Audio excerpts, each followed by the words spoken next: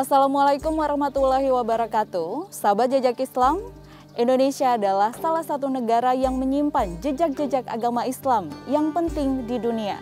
Salah satunya di Manokwari, Papua Barat. Seperti di daerah transmigrasi yang ada di Manokwari, kali ini kita akan melihat saksi penyebaran agama Islam di masjid tertua yang ada di daerah transmigrasi. Jadi ikuti terus hanya di Jejak Islam.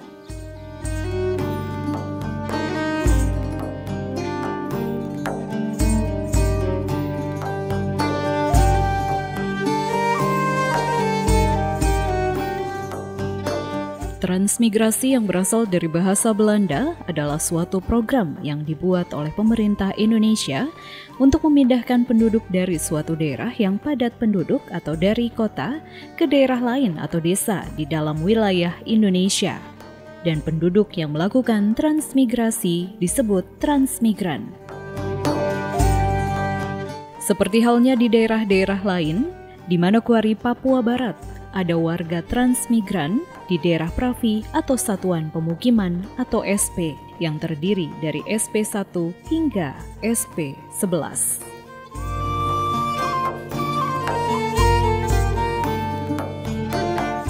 Wilayah transmigran ini juga tidak luput dari penyebaran agama Islam. Salah satunya yang berada di SP3 dan SP9 yang masih memiliki masjid tertua yang menjadi saksi penyebaran agama Islam yang dibangun pada saat awal transmigran dibuka oleh pemerintah. Yuk sahabat Jejak Islam, kita jalan-jalan ke SP3 untuk melihat masjid tertua yang ada di sana. Ternyata masjid ini sudah direnovasi sebanyak 4 kali. Jarak tempuh dari kota ke Satuan Pemukiman sekitar 2 jam perjalanan menggunakan roda 2. Sepanjang perjalanan, kita akan melihat pemandangan berupa persawahan dan kelapa sawit yang berada di pinggir jalan. Dan sesampainya di SP3, kita akan bertemu dengan Bapak Abdul Qolik Al-Bukhari, dan beliau merupakan penerus dari pendiri Masjid Baitul Hikmah, yaitu almarhum Sohibul Sabila Saifina Bukhari yang telah wafat beberapa tahun lalu, dan sebagai bentuk penghormatan, jasad beliau Sohibul Sabila Saifina Bukhari dimakamkan bersebelahan dengan masjid tersebut.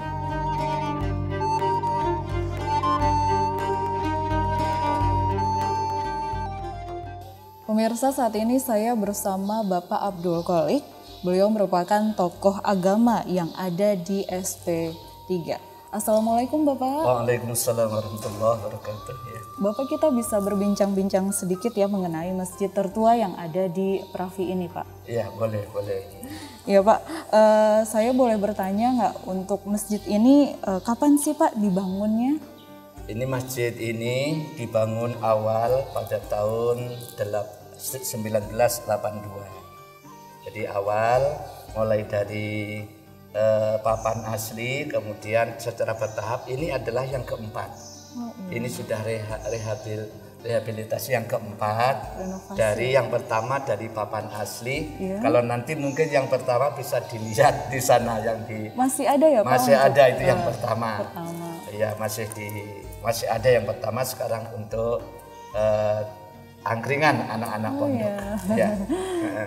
Berarti ini Bapak sudah direnovasi baru pertama kali ya Pak ya untuk renovasinya? Ini renovasi yang keempat dari yang pertama. Iya. Dari yang pertama itu papan, kemudian dibikin 7x7 tembok, kemudian yang ketiga adalah ditambah macam serambi begitu karena memang perkembangan jamaah. Kemudian karena jamaah penduduknya di SP3 sendiri ini sudah 2000 lebih jiwa, maka ini yang keempat direnovasi seperti yang kita saksikan ini. Ya Pak, baru kalau untuk jumlah jemaah saat masjid selesai dibangun itu makin banyak ya Pak ya untuk jemaahnya? Kalau kita artinya itu kita turutin, apalagi sekarang di masa-masa pandemi ini. Ya tetap full, tetapi kita masa-masa pandemi ini ya kita menghormati adanya keseimbangan hidup dalam ketatanegaraan ini, maka kita tetap pakai protokol kesehatan sehingga lantai 1 dan 2 ini tetap penuh. Bahkan kalau Jumat itu sampai di luar-luar itu juga bisa ditempatin untuk sementara. Ya Pak, kalau untuk kehidupan masyarakat transmigran sendiri ya dengan masyarakat lokal itu seperti apa Pak? Iya, untuk kehidupan masyarakat ekstran dengan masyarakat lokal, karena ini adalah juga bimbingan kita semua, di mana di Islam itu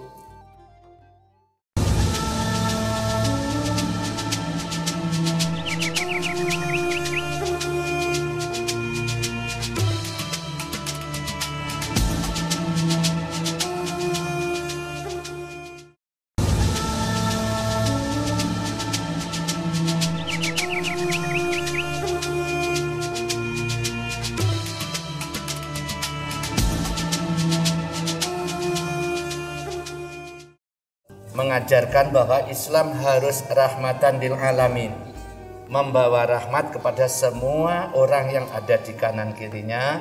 Maka sampai hari ini hubungan antara masyarakat ekstran dengan masyarakat lokal itu bersinergi sebagaimana yang kita harapkan. Apalagi di Manokwari ini dengan adanya FKUB ini, saya juga sering bergabung dengan FKUB, salah satunya hari Senin tanggal 5 kemarin kita juga pertemuan FKUB. Tidak lain dan tidak bukan FKUB itu untuk bagaimana masyarakat antar umat beragama ini tetap menjadi satu, menjaga persatuan antar umat dan menjaga bagaimana NKRI ini tetap terjaga. Jadi sinergi antara masyarakat lokal dengan ekstran, ya sebagaimana mungkin nanti Anda semua bisa lihat-lihat di lapangan, itu bersinergi antara ekstran dengan masyarakat lokal. Misalnya terjadi ya muamalah, jual beli dan lain sebagainya, itu terjadi sampai hari ini tidak pernah ada macam permusuhan walaupun lewat kalimat kata-kata. Kalau boleh tahu nih Pak, untuk Bapak sendiri sejak kapan sih Bapak ada di Papua Barat ya, khususnya di SP3 sendiri nih Pak? Iya, untuk saya mulai menginjak waktu itu ya Irian Jaya ya, iya. Irian Jaya sejak Irian Jaya, iya, Pak, ya? Sejak tahun 1982 untuk saya sendiri, tapi sudah didahului oleh yang lain-lain. Kenapa sih Bapak bisa merantau sampai ke Papua Barat ini Pak, khususnya di Manokwari ini Pak? Iya, saya mengikuti saran daripada orang tua saya yang sekarang makamnya ada di sebelah masjid ini. Waktu itu saya masih di tempat belajar, yaitu saya dilahirkan di Jawa Tengah Kudus, tapi hijrah di Banyuwangi, saya belajar di Kabupaten Tuban, Jawa Timur. Oleh karena itu Bapak menurut yang memberikan masukan dari pihak pemerintah, Bapak kalau bisa misalnya pergi ke Papua Barat, ke Irian Jaya waktu itu, dan bisa mengembangkan peradaban agama dengan baik, nanti di sana akan ada beragaman hidup dan terjadi sinergi antar umat beragama. Jadi yang memotivasi untuk kita ini ke tempat ini, saya ikut sarannya orang tua saya. Kalau kamu ibarat menjadi pelita, kamu ada di tengah-tengah lampu yang sudah terang, maka kamu pelita nggak akan kelihatan. Tetapi kalau kamu pelita itu ditaruh di atas gunung yang tidak ada lampunya, maka di situ sinarmu akan kelihatan. Itu inti pelajarannya, saya yakin sudah tahu semua. Itu yang memotivasi saya untuk saya mengikuti kedua orang tua saya harus datang ke tempat ini, khususnya di Manokwari yang kita cintai ini. Masjid Baitul Hikmah sendiri berdiri pada tahun 1982 dan sudah mengalami renovasi sebanyak 4 kali. Selain masjid, ternyata ada pesantren yang beliau dirikan juga. Dan mulai dirintis pada tahun 1983, tapi baru resmi diakui pemerintah pada tahun 1999. Untuk lokasi pondok pesantren Salafiyah berada di SP3 Pravi, sekitar 50 km dari kota Manokwari. Selain pesantren, Abdul Khalik juga merintis Madrasah Ibtidaiyah yang setara sekolah dasar dan Madrasah Sanawiyah yang setara dengan SMP, yang diakui pemerintah sejak tahun 1994 dan sudah terakreditasi B. Dua sekolahan kini sudah diambil oleh pemerintah dan dijadikan sekolah negeri.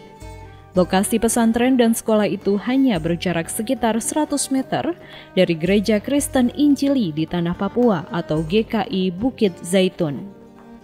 Dan sampai di sini saya bersama-sama teman-teman, saya merintis sekolah dasar yang ada di belakang masjid ini. Beberapa tahun kemudian, karena saya ada pemberian pemerintah dari transmigrasi untuk pengembangan pendidikan, karena orang tua saya, kalau kamu bisa mendirikan pendidikan pondok-pondok, misalnya pesantren ya atau yayasan yang senantiasa untuk membina akhlak bangsa, maka ini kamu akan dikasih tanah oleh Trans. Jadi dari transmigrasi memberikan tanah kepada kami itu bagi dua. 1 hektar setengah untuk kami, setengah untuk teman-teman gereja. Jadi yang beragama Nasrani yang sekarang dibangun gereja berbaku berdampingan dengan kita punya sekolah itu. Jadi yang setengah hektar saya di sini setelah berjalan baik SD, saya mohon izin saya mau mendirikan sekolah sendiri. Maka saya merintis yang namanya Madrasah Ibtidaiyah yang sederajat SD. Ya, yang sebagaimana sekarang kita saksikan, ada SD, ada tingkat SMP.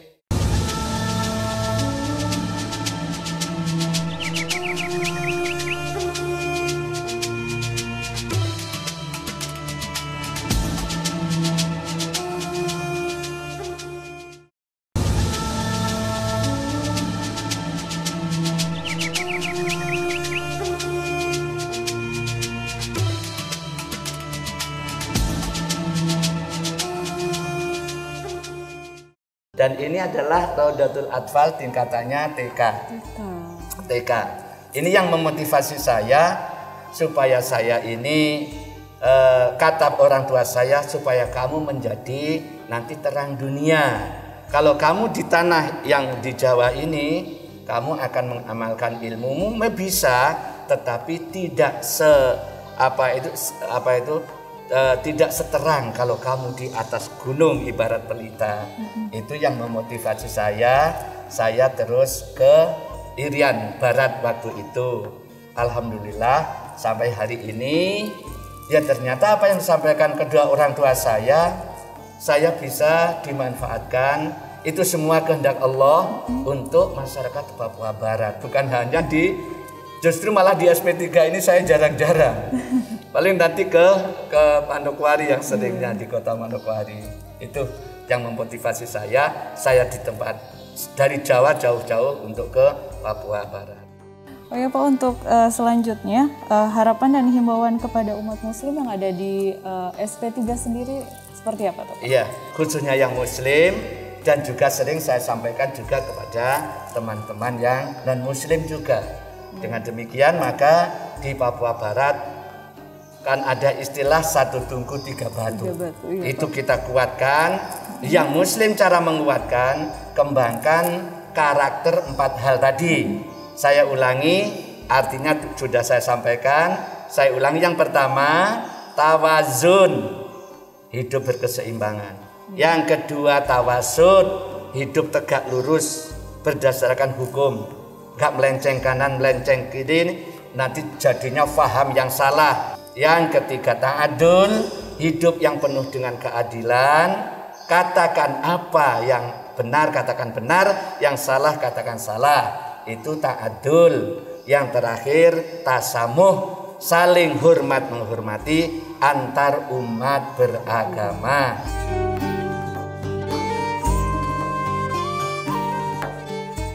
Selain daerah transmigrasi yang mereka sebut dengan SP3, ternyata SP9 juga terdapat masjid tertua yang juga menjadi saksi penyebaran agama Islam di wilayah transmigran. Untuk menempuh perjalanan dari SP3 hingga SP9, kita memerlukan waktu selama 1 jam perjalanan dengan menggunakan kendaraan roda 4. Sahabat Jejak Islam, penduduk asli SP9 berada di distrik Sidey, Kabupaten Manokwari. Satuan pemukiman atau SP9 ini kebanyakan berasal dari daerah Jawa dan orang pribumi.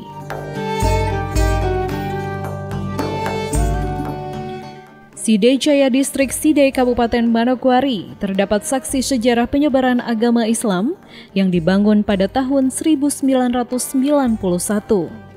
Masjid Al-Muhajirin, salah satu saksi sejarah agama Islam yang ada hingga saat ini, yang dulunya adalah masjid sederhana yang dibangun oleh Departemen Transmigrasi di tahun 1991 karena semakin banyak jumlah warga yang berada di SP9 sehingga kapasitas menjadi tidak mencukupi dan akhirnya di tahun 1994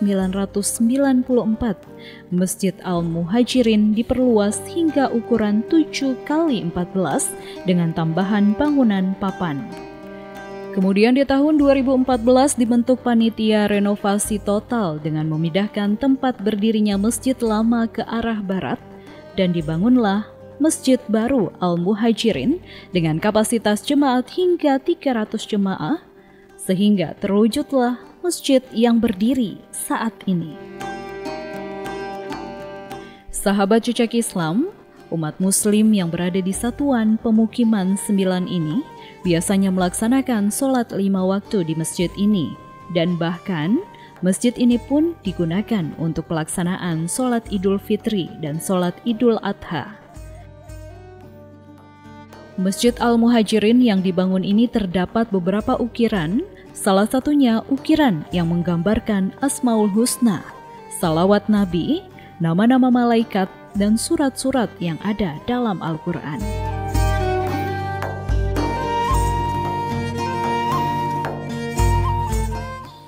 Jadi keberadaan dari Kampung Sidey Jaya itu bermula dari eks-transmigrasi sejak penempatan tahun 1991, tepatnya tanggal 25 November kami masuk di Kampung Sidey Jaya.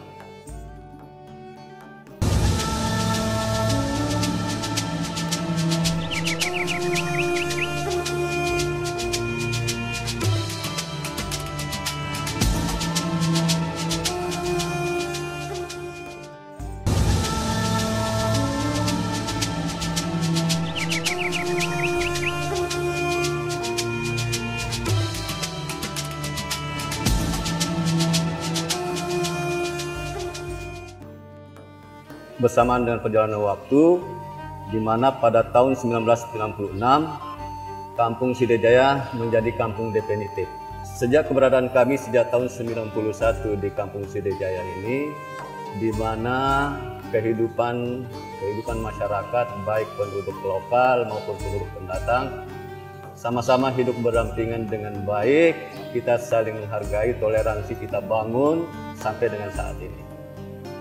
Sehingga tetap terjalin komunikasi baik dalam bidang keagamaan maupun dalam bidang sosial kemasyarakatan. Itu sangat berjalan dengan baik. Kami datang itu masuk di lokasi ini pada tanggal 25 November tahun 1991. Pada waktu itu bangunan masjid ini yang dari ekstran itu baru berupa kerangka, belum jadi.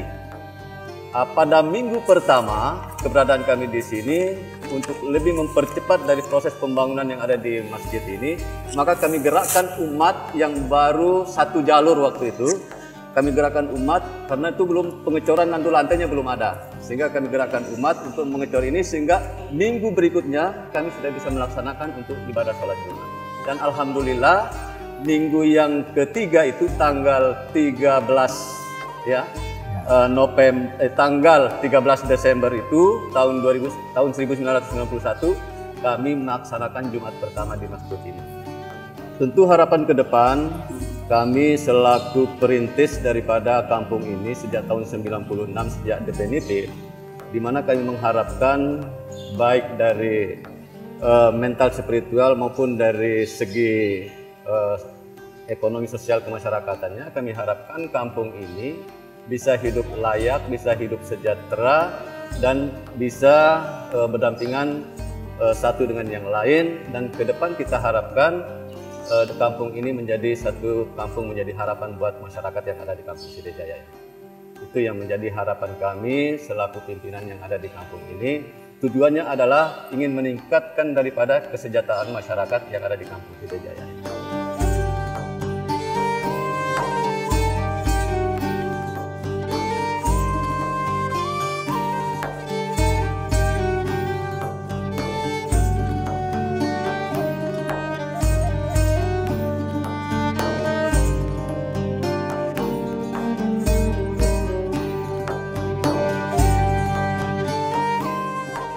Banyak jemaah yang melaksanakan sholat 5 waktu di Masjid Al-Muhajirin. Salah satu jemaah yang berasal dari daerah Jawa yang sudah sejak lama berada di SP9. Dan biasanya beliau juga membantu untuk kegiatan yang ada di masjid. Yuk sahabat Jejak Islam, kita berbincang-bincang dengan salah satu jemaah Masjid Al-Muhajirin. Saya di SP9 mulai tahun 2010, kira-kira udah 11 tahun. Bersama keluarga, anak istri, kita pendatang dari Jawa, kebetulan tinggal di SP9 mulai tahun 2010 sampai sekarang, berarti sekitar 11 tahun. Kebetulan kita merantau, ada keluarga juga di Manowari, di Sidejaya. Kita datang dari Jawa 2010 untuk berjualan, dagang di sekitar distrik Side ini di SP9. Untuk sosialisasi kami selama ini sangat bagus sekali. Ada komunikasi dengan masyarakat, walaupun dengan lokal, dengan masyarakat pendatang, tidak ada membeda-bedakan, tidak ada mengatakan, sangat bagus sekali. Kita sebagai pendatang sangat berterima kasih untuk kepengurusan dari masjid, sangat membantu kami, sangat mendukung untuk setiap kegiatan itu, sangat berpengaruh positif untuk bagi kita pendatang itu yang berada di SP9 ini. Iya, untuk toleransi kayaknya iya, saling menjaga toleransi antar umat beragama, apalagi di sekitar sini kan ada gereja segala macam, itu setiap ada kegiatan kayaknya saling mendukung. Sangat bagus sekali, antusias dari warga sekitar.